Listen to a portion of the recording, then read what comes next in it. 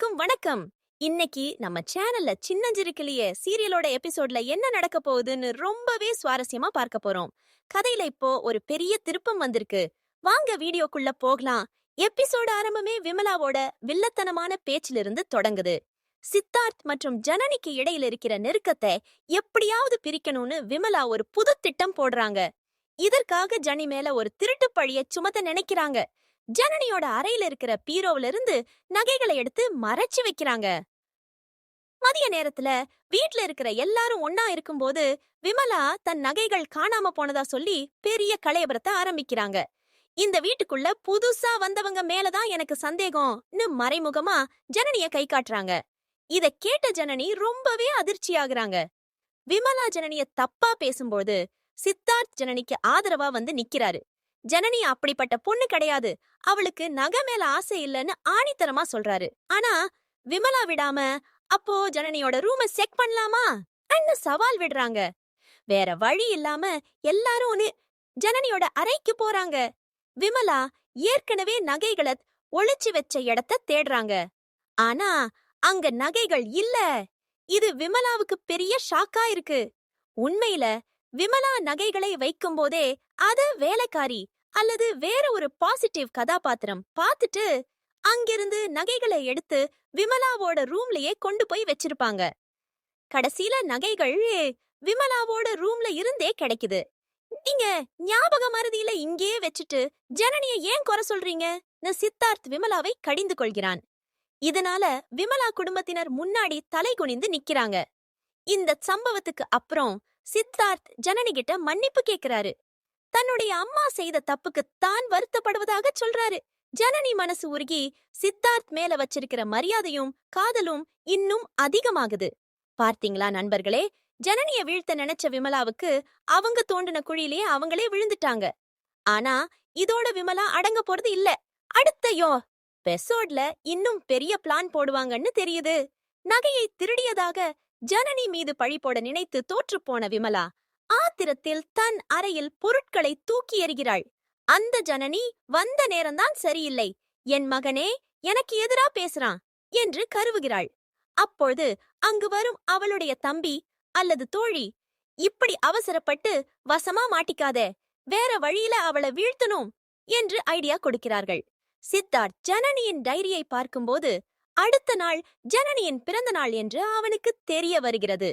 ஜனனி இதுவரை தன் பிறந்த நாளை பெரிய அளவில் கொண்டாடியதே இல்லை என்பதால் அவளுக்கு ஒரு பெரிய சர்ப்ரைஸ் கொடுக்க சித்தார்த் திட்டமிடுகிறான். ஜனனி அலுவலகத்தில் வேலை பார்த்து கொண்டிருக்கும் போது வேண்டுமென்றே ஒரு தப்பான ஃபைலை அனுப்பி அவளுக்கு பிரச்சனை உண்டாக்க விமலா ஆட்களை ஏவுகிறாள். ஆனால் ஜனனி தனது சமயோசித புத்தியால் அந்த தவற்றை கண்டுபிடித்து சரி செய்கிறாள். இதை பார்க்கும் மேனேஜர் ஜனனியை பாராட்டுவது விமலாவுக்கு இன்னும் எரிச்சலை தருகிறது. இரவு 12 மணி ஆனதும் சித்தார்த் மெழுகுவர்த்தி வெளிச்சத்தில் ஜனனியை தோட்டம் அல்லது மொட்டை மாடிக்கு அழைத்துச் செல்கிறான். அங்கே அவளுக்காக ஒரு அழகான கேக் மற்றும் ஒரு சின்ன பரிசு, சங்கிலி அல்லது மோதிரம் வைத்திருக்கிறான். ஜனனி இதை சுத்தமாக எதிர்பார்க்கல. என் வாழ்க்கையில எனக்காக ஒருத்தர் இவ்வளவு செய்வாங்கன்னு நான் நினைச்சு கூட பார்க்கல் என்று சொல்லி ஜனனி கண் கலங்குகிறாள்.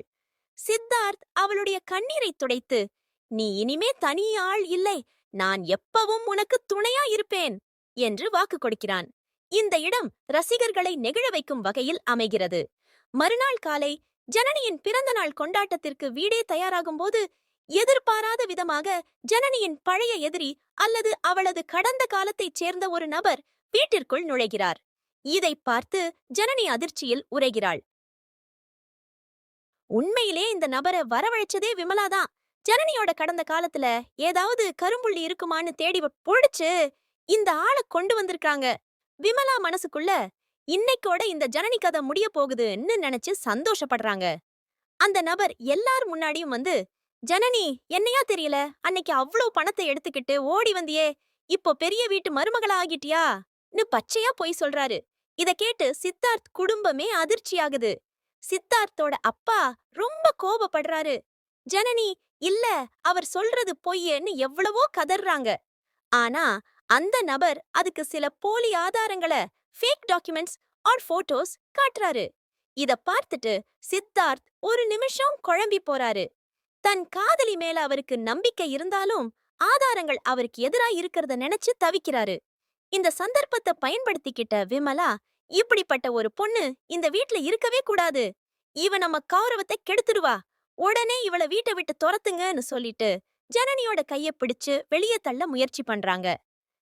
ஜனனி வாசப்படி வரைக்கும் தள்ளப்படும்போது சித்தார்த் ஓடி வந்து ஜனனியோட கைய பிடிச்சு தடுத்து நிறுத்துறாரு. நிறுத்துங்கம்மா. ஒருத்தர் வந்து சொன்ன உடனே ஆதாரமே இல்லாம ஜனனிய தப்பா நினைக்க மாட்டேன். இந்த ஆள் சொல்றது உண்மைனா அதுக்கான முழு உண்மையும் எனக்கு தெரியணும். அது வரைக்கும் ஜனனி இந்த வீட்ல தான் இருப்பான்னு கெத்தா சொல்றாரு. அப்பாடா, சித்தார்த் எப்படியோ ஜனனிய வீட்டை விட்டு போகாம தடுத்து நிறுத்திட்டாரு. ஆனா அந்த ஆள் கொண்டு வந்த ஆதாரங்கள் உண்மையா இல்ல விமலா செஞ்ச சதியா? சித்தார்த் எப்படி ஜனனியோட உண்மையான முகத்தை உலகத்துக்கு காட்ட போறாரு? இதையெல்லாம் அடுத்த எபிசோட்ல பார்க்கலாம். இந்த ட்விஸ்ட் பத்தி நீங்க என்ன நினைக்கிறீங்க? கமெண்ட்ல சொல்லுங்க. அடுத்த வீடியோல சந்திப்போம்.